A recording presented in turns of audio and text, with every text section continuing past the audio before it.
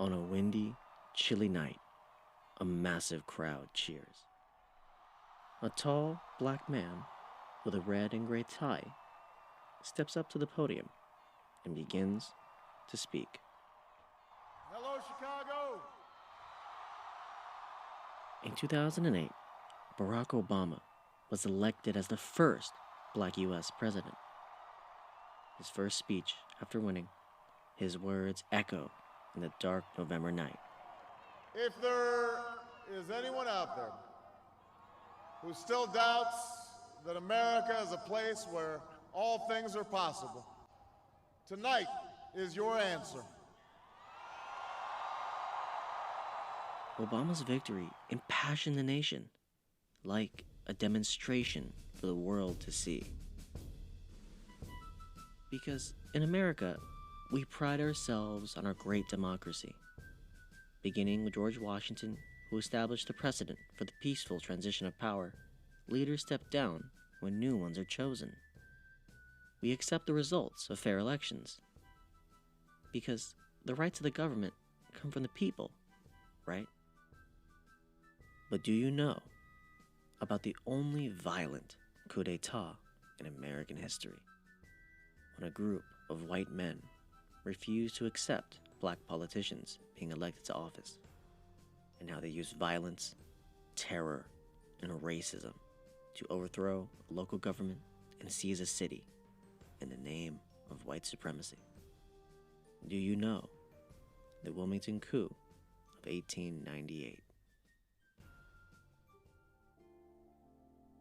Welcome to Do You Know, a podcast project produced with our small majority and hosted by me, Corey Cal Wynn. Do You Know narratively retells the forgotten, ignored, and hidden stories of anti-blackness, women, and people of color in the racial history of America. North Carolina, 1895. As the largest city in the state, Wilmington is a sprawling urban center of commerce, trade, and business. A man in a suit saunters down the street of a middle-class district lined with restaurants and luxury shops. This is Alexander Manley. He runs a newspaper called The Daily Report with his brother, Frank. But this is not your average business owner in late 19th century America. Alexander Manley is black. The Daily Report is the only black-owned paper in all of North Carolina. In fact, many of the other patrons and business owners on the street he walks are black. Black barbers cut the hair of black men and women in suits and dresses. Black chefs and waiters serve black customers. 50 years past the Civil War, Wilmington is a rare example of economic, social, and political success for black Americans in the post-Reconstruction era. Black people make up a majority of Wilmington's population. Many, formerly enslaved, were able to bring their skill sets to the city, as they made up over a third of all service and skilled trade jobs in Wilmington.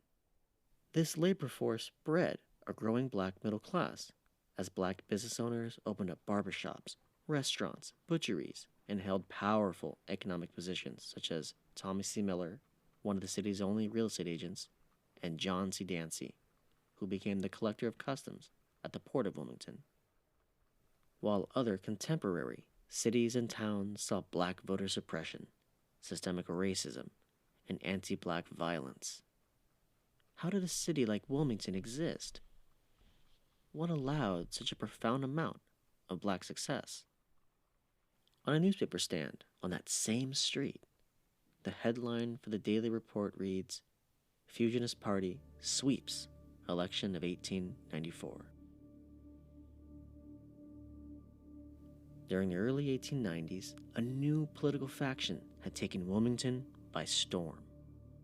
Nicknamed the Fusionists, this new party championed working-class citizens by passing policies that tore down the legal and socioeconomic barriers to voting rights, openly encouraged black people specifically to vote, and made public education free for all citizens. But what gave the Fusionists their name was that they originated one of the first racially integrated political parties. Their tickets featured both white and black candidates, and the city of Wilmington boasted many black members of its local government, including its Justice for the Peace, Deputy Clerk of the Court, and 3 of its aldermen.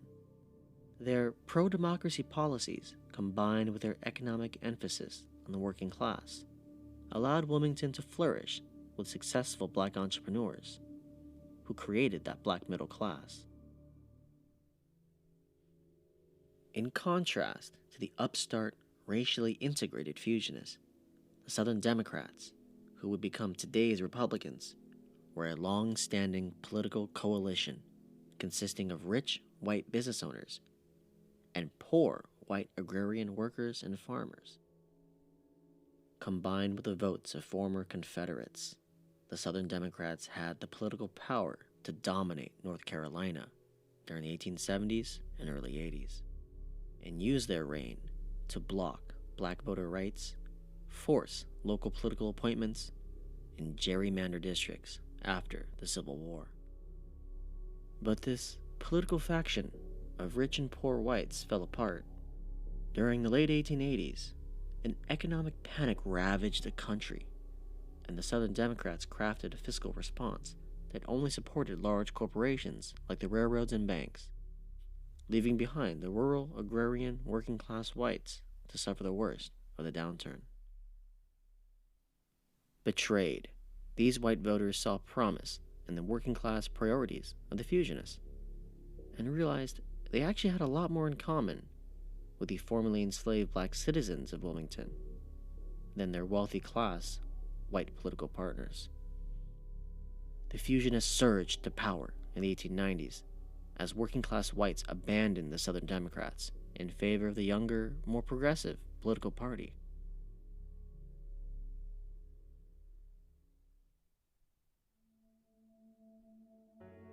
United through racial and class solidarity, the fusionists not only swept the election of 1894, but repeated their dominating performance by winning again in 1896.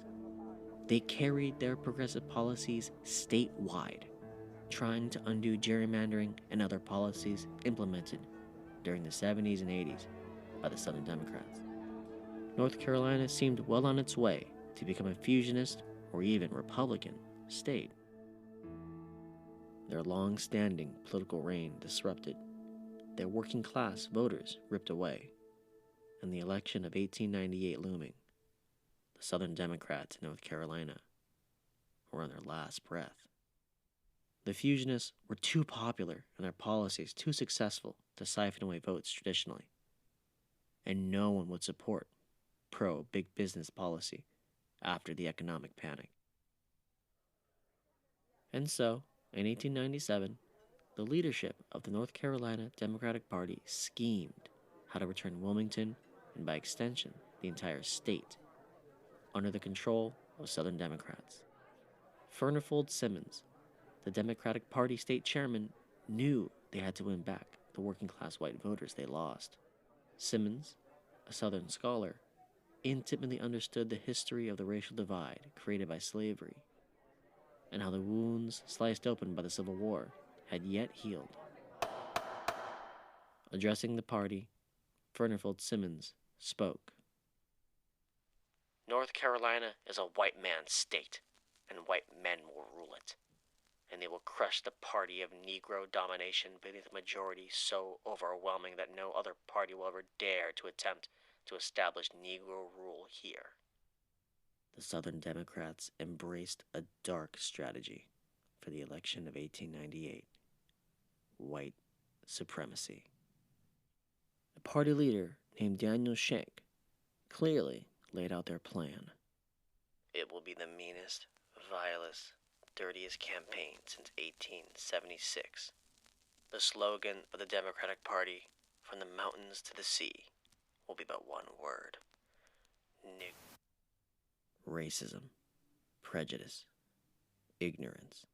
Southern Democrats harnessed the ugliest side of humanity and planned to turn white fusionists against racial collaboration. And they did not act alone.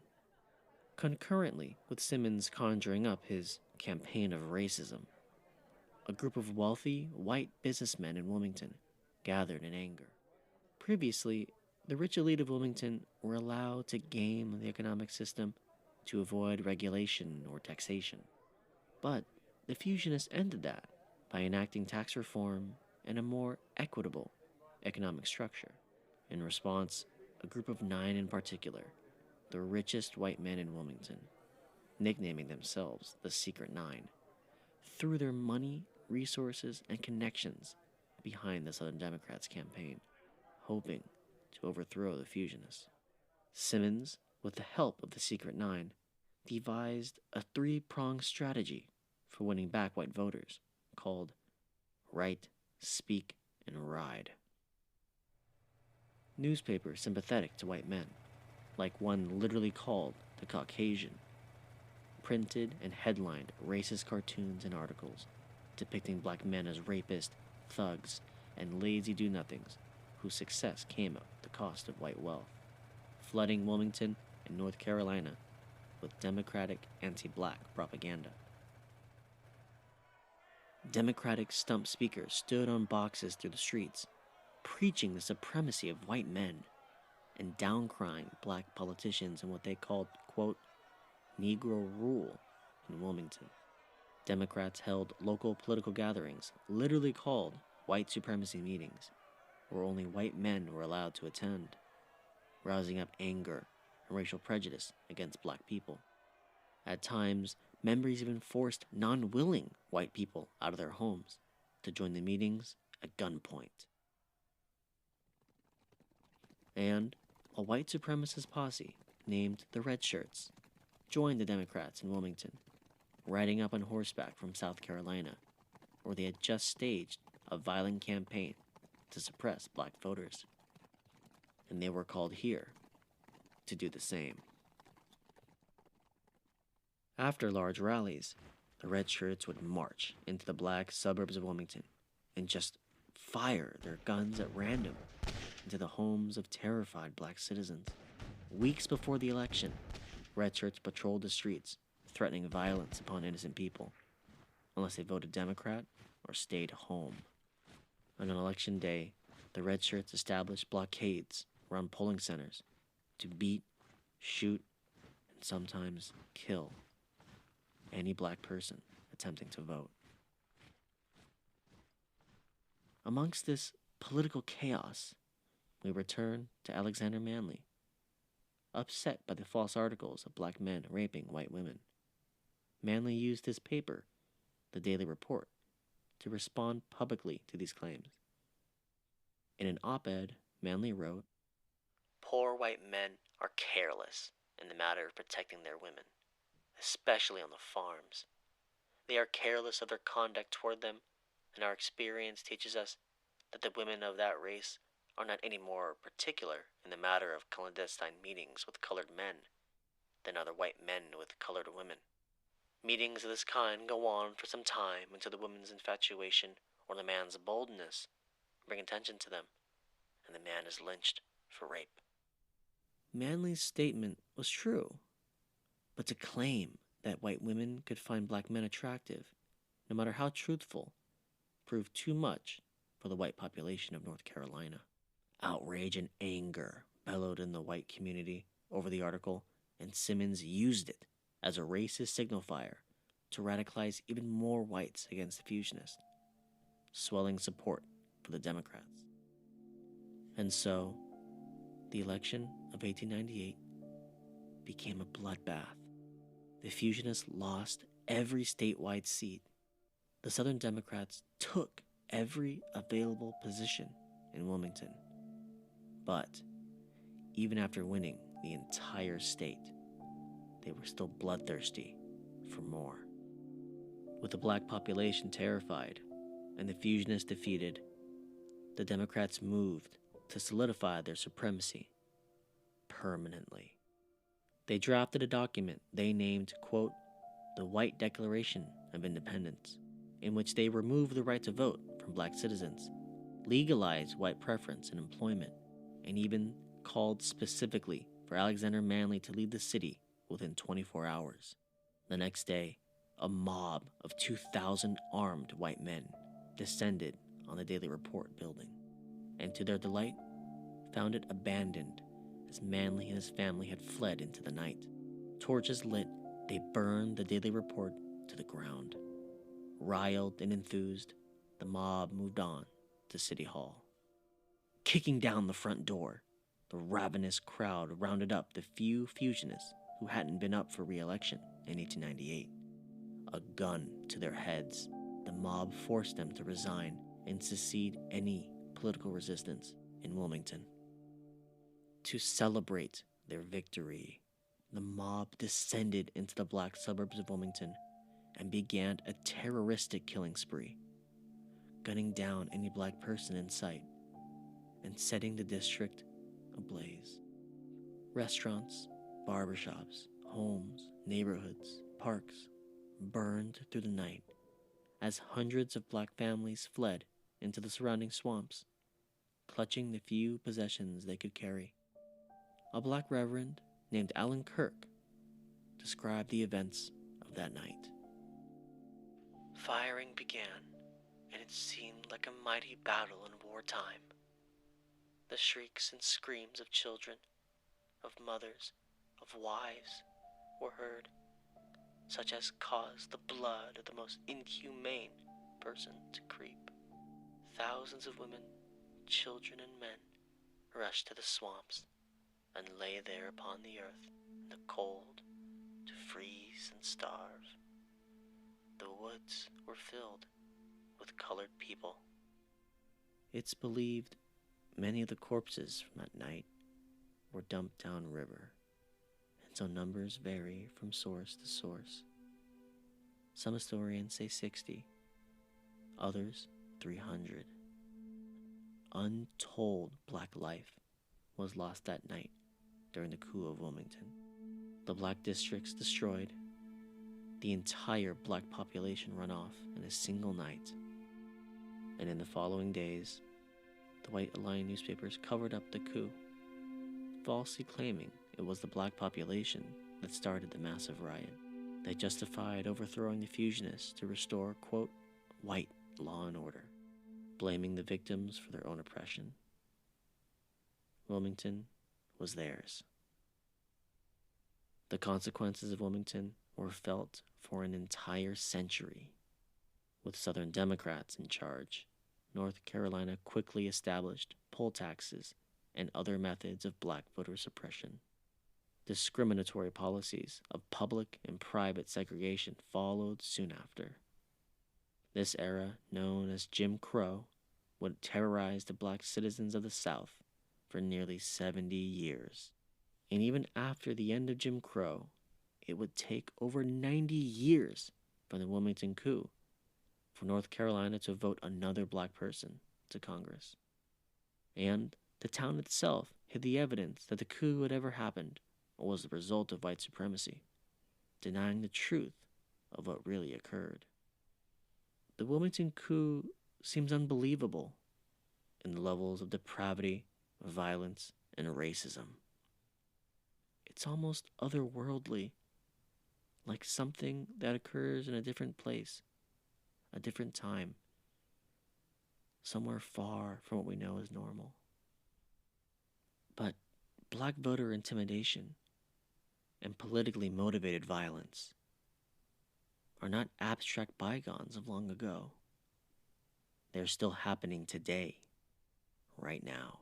Tonight, there's controversy over drop-off locations set up by the Republican Party. The state GOP in the process of installing unofficial ballot boxes in at least 3 counties. I'm urging my supporters to go into the polls and watch very carefully. What do you want to call them? Give me a name. Give me a white name. Supremacists and Who would white you like me to condemn? White supremacists and white Proud Boys, stand back and stand by, but I'll tell you what. And just in here tonight, Citrus County voters now among the Floridians who have received threatening emails telling them to vote for Trump or else. They came from an address that appeared to be affiliated with a far right-wing group. Ryan Kennelly was one of many people in Alachua County in Gainesville who got one of these emails. The message says that unless he changes his party affiliation to Republican and votes for President Donald Trump. So as hundreds of voters lined up in Virginia, Trump protesters attempted to block people from entering voting stations.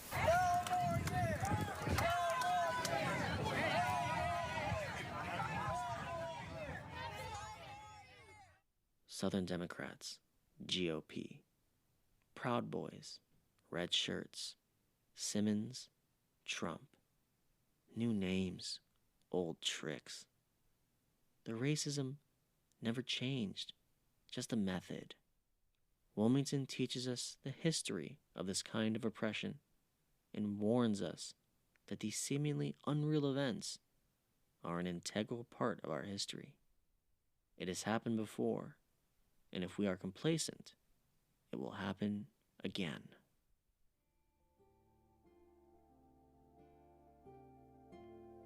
Thank you, everyone, for listening to Do You Know, a collaborative storytelling project from Our Small Majority. Our Small Majority is an independent social justice podcast focused on the fight for equality and civil rights. You can listen to other episodes of Do You Know, as well as the other shows within OSM on Spotify, iTunes, or wherever you listen to podcasts. A special thank you to our composer, Jamie Pangan, my editor, Eliza Diacampo, and the founders of Our Small Majority, Matthew Gordiachkovsky and Christian Black. This has been Corey Cow-Wynn, host of Do You Know, and I'll see you next time.